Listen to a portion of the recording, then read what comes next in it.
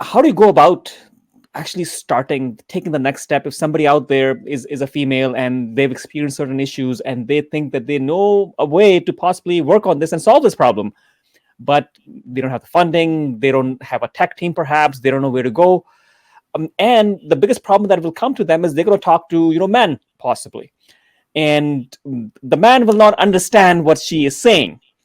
And did you have this hurdle? And if yes, how did you overcome this hurdle? I'm pretty sure you had to talk to men who may not have understood what you're talking about. Oh my God, totally. Yes. Yes, of course I came across that. Imagine. Yes. And I want to say to every woman out there or anyone out there, I mean, it could be a man going through a hormonal health issue, right?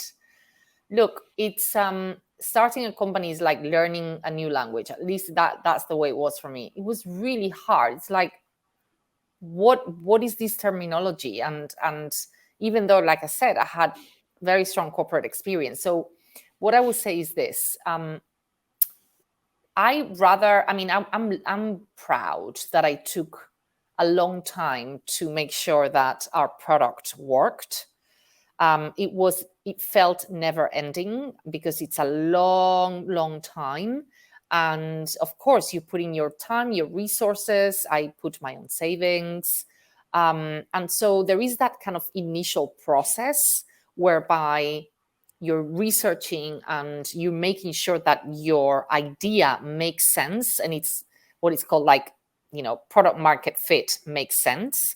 So I started like literally drawing on a piece of paper. Like these are the, I did a research on symptoms. I'm like, oh my God, women go through over 150 symptoms. And at the moment they have two options. One, they can take the hormonal route, right? So they can just go and get a treatment, a hormonal treatment, whether it's the pill or HRT, which is hormonal replacement therapy.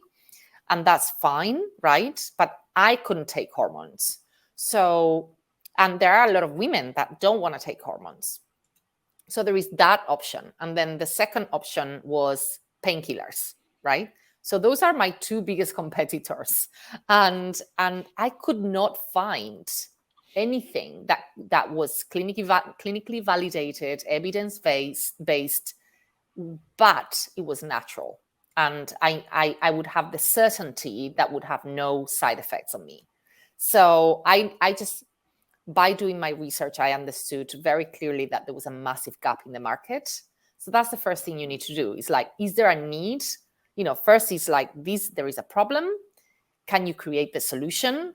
And then based on that, what is your market, right? Like how many people can buy your product and what other competitors are there that might create an impediment to your product in the market. And then, of course, you've got funding and, I talk to people, they help me out. I raise some capital because otherwise it's like impossible, especially in the US. It's so hard. Thanks for watching, and I appreciate you as a valuable viewer. And if you liked this segment, you can watch all of the different individual segments or the whole podcast to have a broader understanding on this topic. And just check the links in the description or what you see on the screen right now. I'm Dr. Umar Khan. Looking forward to seeing you again. Thank you.